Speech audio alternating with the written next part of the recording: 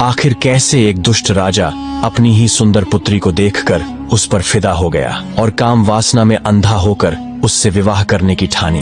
प्राचीन समय की बात है। किसी राज्य में राजा कालभद्र राज्य करते थे।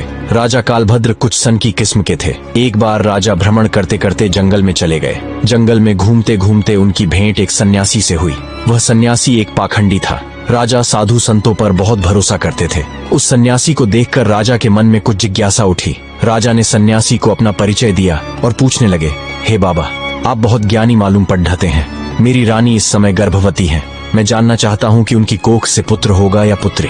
सन्यासी ने कहा, राजन, मैं यह तो नहीं जानता कि तुम्हारी रानी की कोख से पुत्र होगा या पुत्री, पर इतना जरूर कह सकता हूँ कि अगर तुम्हारी रानी ने किसी पुत्री को जन्म दिया तो तुम्हारा सर्वनाश हो जाएगा। सन्यासी की यह बात सुनकर राजा बड़ा भयभीत हो गया। सोचने लगे कि अगर मेरी रानी ने किसी पुत्री को जन्म दे दिया तो मैं कहीं का नहीं रहूंगा। यह सब सुनकर राजा महल की ओर चल दिया। अब इस बात से राजा को बेटी के नाम से नफरत होने लगी। वह तुरंत महल वापस लौट आए। महल आकर उन्होंने अपनी रानी से आकर यह बात कही कि हमारे घर में भूल कर भी पुत्री का जन्म नहीं होना चाहिए।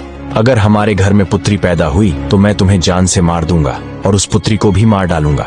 राजा की यह बात सुनकर रानी डर गई।